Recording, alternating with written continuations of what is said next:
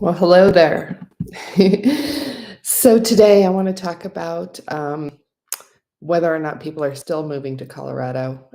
For many years in a row, there our state was just booming with people moving in, and I had no idea one way or another at this point. You probably are aware that our real estate market, our housing is very costly. We are the most expensive non-coastal market in the United States. We saw the highest rate of inflation over any other states in the country. Colorado's become largely unaffordable for so many people. And I hear people all the time saying that they want to move out or live somewhere more affordable. So I really wasn't sure if Colorado was still growing. So last week, I was able to attend the annual demography summit by the Colorado State Demography Office to find out if people are still moving here. And what I found out is that yes, people are still moving to Colorado, not quite at the rate that they were for a few years there, but we are having growth.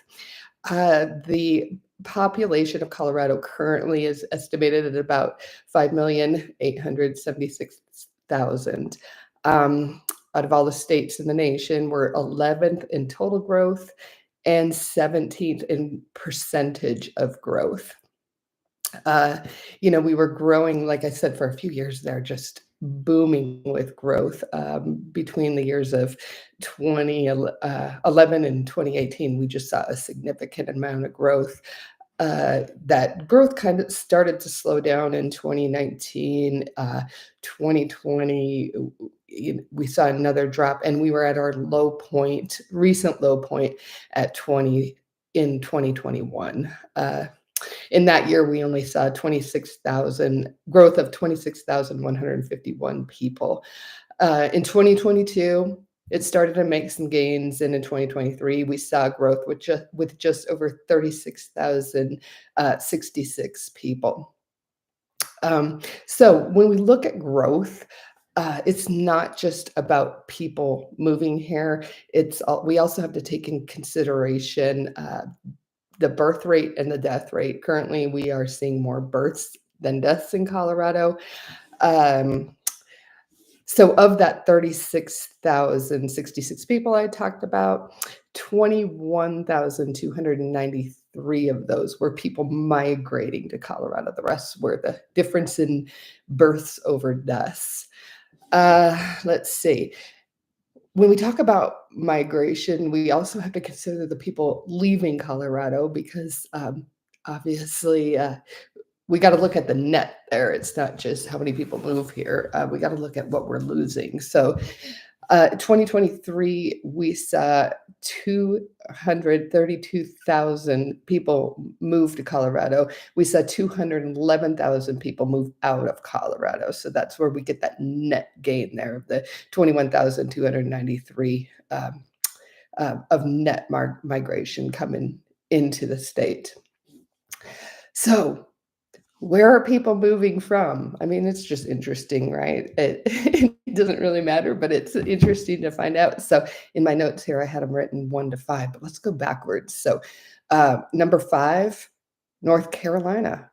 Interesting because I know a lot of people recently who have moved to North Carolina from Colorado. Number 4, Arizona. Number 3, Florida. Number 2 is going to be no surprise to you, California, and number 1, drumroll, Texas. So lots of Texans moving to Colorado. And again, I know there's a lot of people from Colorado also moving to Texas. So there's a lot of trading off there, going back and forth. So we talked about where people are coming from, who is moving here. So the largest group of people moving to Colorado are ages 25 to 35. People move here usually earlier in their career. We have a lot of good industry here, lots of job opportunities here. So that's the greatest population that we're seeing there is in that 25 to 35-year-old group. The largest population in Colorado is millennials. And, the age group where the only age group where we really see negative migration is in, people who are 60 plus, which kinda makes sense, we're not a big state that's popular for retirees coming into the state. So not surprising that people maybe wanna go somewhere a little bit warmer once they don't have to live somewhere for a job. Um, Now that said, most retirees do stay in place. So most of the people who do live in Colorado, once they retire, they do tend to stay here. So one thing that they really stressed during the summit is that our population is aging. So the number of retirees that we're gonna see over the next 25 years in Colorado is going to increase significantly compared to the amount of retired people we currently have living here. So, businesses probably, in planning need to consider our changing population, and maybe we'll see more retirement communities. I've seen builders doing many more 55 plus communities, so that's become something that's popular and at a good time when they're estimating the age of our state is going to rise considerably. Now, population does vary per county across the across Colorado. They see different things happening in different regions of Colorado and even among different cities. So Denver and Boulder County, for example, saw population decreases along with a lot of the resort towns. Now, the Denver area in general is growing, but a lot of that is seen more in the suburbs. So counties with the top growth, for example, in Colorado were Weld County, which is a suburb area of the Denver area. Douglas County, also a suburban area of Denver, and Adams County. And number 4 was El Paso County, which is down by the Colorado Springs area. Those were the counties that saw the top growth. Number 5 in my notes I have here is Larimer County, which is a little up north over by like Fort Collins area. So the other thing that they talked about besides the current migration and population in Colorado is future and what they are expecting. So it's estimated that by 2050, which golly, I mean, that's not that far out, 25 years, the population of Colorado will reach 7.4 million. So that's quite a bit of growth over the next 25 years. It will have increased growth through 2030 and a declining growth thereafter. A decline with a complete sorry. I could talk here. We'll have us start to see a decline in population in 2053. So we're going to see quite a bit of growth through 2030. We're going to say we'll still see growth, but a declining growth rate after 2030. So if what I said didn't make sense, hopefully that clarifies it. And then an actual decline in population starting in 2053. But for the next 25 years, we're going to see a decent amount of growth and a lot of that happening with it in the next like 5 to 7 years.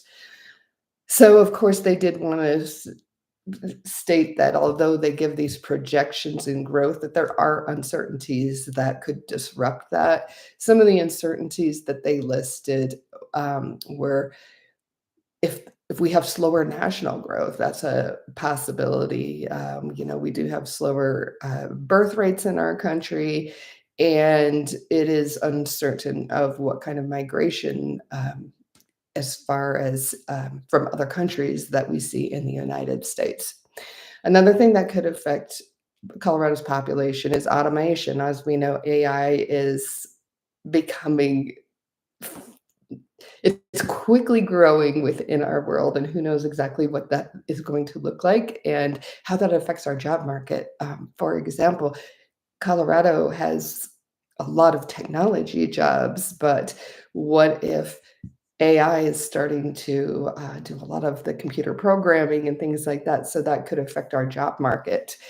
Housing costs, like I mentioned earlier in the video, our housing is the most expensive non-coastal market in the United States. Um, will we be able to attract young adults with our housing, or more retirees going to decide to move out because the housing is just too expensive? So that could affect our future population. Also, remote workers, hybrid workers, will growth be less concentrated? What does that future look like? And of course, natural disasters. A lot of times when natural disasters hit, people will tend to move out of states and say, heck with all the hurricanes that have been happening. We could get an influx of people with natural disasters. Um, or if Colorado saw some natural disasters like lots of fires or something like that, we could have people who decide to move out and it becomes less popular. So hopefully I gave you a good idea of growth in Colorado, what the future holds. Because before I attended the summit, like I said, I wasn't quite sure if we were still seeing growth like we were, and we aren't seeing it like we were, but at least we are still seeing some growth in our state. Um, Thanks for joining me today. My name is Courtney Murphy, Denver Metro Realtor. If you are looking for a home in Colorado or needing to sell a home, certainly feel free to reach out to me. Uh, um, Let me answer your questions, see if we're a good fit to work together. And yeah, thanks for joining me today, and I hope you have a super day.